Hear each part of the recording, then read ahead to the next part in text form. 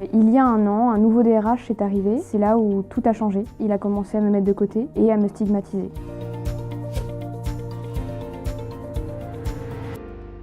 Je m'appelle Amandine, j'ai 28 ans et cela faisait 5 ans que je travaillais dans une entreprise de l'agroalimentaire, dans un service RH. Dans le service RH dans lequel je travaillais, il y avait un périmètre des instances représentatives du personnel, donc CEDP, CHSCT, d'à peu près 100 salariés. Je participais à ces réunions d'instances de manière à collaborer avec le président. Seulement, il y a un an, un nouveau DRH est arrivé et là, c'est là où tout a changé. Puisque déjà, dans mon travail en dehors des instances, il a commencé à me mettre de côté. Il a commencé à garder des informations pour lui et à me stigmatiser. Le DRH m'a donc demandé de reprendre la présidence des instances représentatives du personnel. Chose que j'ai refusée, puisque ça ne faisait pas partie de mes missions. Dès lors qu'il faisait de la rétention d'informations, je ne pouvais pas aller en instance alors que je n'étais pas au courant de toutes les pièces des différents dossiers. À la suite de ce refus, les relations sont devenues très tendues. Il y a eu énormément de remarques et ces remarques sont vraiment venues perturber notre travail. Après différents courriers, j'ai reçu une lettre de convocation à un entretien préalable au licenciement. Et c'est à ce moment-là que j'ai demandé à Christian, au SNI2A, pour être assisté lors de cet entretien. Ce qu'on peut voir dans ce témoignage, c'est que la salariée, finalement, elle se décide à contacter le représentant du personnel uniquement quand elle a reçu une convocation de manière officielle. Mais elle dit bien qu'elle avait eu plusieurs alertes précédemment, des remarques, des courriers même. Trop de salariés font ça. Et c'est vrai que pour le représentant du personnel, ça le place dans une situation qui n'est pas très confortable.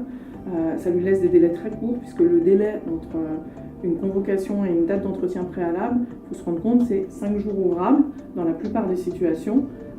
Donc c'est un peu court pour s'organiser, préparer une défense. Allô Amandine, ici Christian, tu m'as laissé un message, je te rappelle. Qu'est-ce qui se passe? Bah écoute, j'ai reçu une convocation à un entretien préalable et je sais pas du tout quoi faire. Bon, mais écoute, il faudrait que l'on se voit, que tu m'amènes un certain nombre d'éléments, comme ton contrat de travail, l'ensemble des courriers ou des mails que tu aurais pu recevoir en amont de ce courrier, de façon à ce qu'on analyse tout ça et qu'on mette en place une stratégie. Ce que je te propose, c'est de t'accompagner pour cet entretien, de façon à ce que tu ne sois pas toute seule et qu'on puisse regarder ça de près. Mais du coup, tu pourrais venir physiquement avec moi à l'entretien? Oui, c'est ça. C'est ça. Tous les salariés, lors d'entretien disciplinaire, ont le droit d'être accompagnés par un salarié de l'entreprise. Donc il n'y a aucun souci pour que je vienne. Alors là, Christian, il expose un petit peu le déroulement de l'entretien et son rôle à lui. Alors l'assistant du salarié, il n'a pas pour objectif de le représenter comme le ferait par exemple un avocat. Il est là avant tout pour faire que l'entretien se déroule bien, que le salarié puisse librement s'exprimer. Une procédure comme celle-là, c'est assez intimidant pour un salarié, même quand on est cadre, même quand on a l'habitude de côtoyer la direction.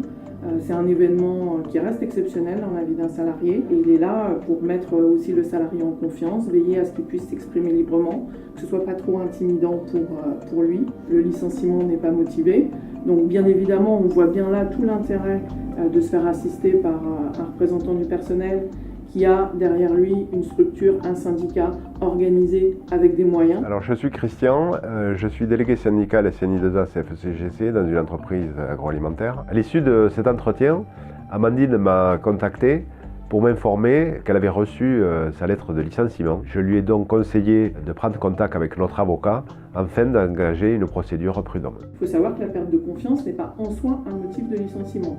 Il peut y avoir des actes du salarié qui génèrent une perte de confiance, mais s'il y a licenciement, ce sera pour les actes et pas pour la conséquence que ça a eu dans l'esprit de l'employeur, c'est-à-dire la perte de confiance dans la relation de travail. L'avocat du SNI2A saura correctement défendre Amandine sur la base et le compte-rendu de Christian sera une pièce importante du dossier sans doute.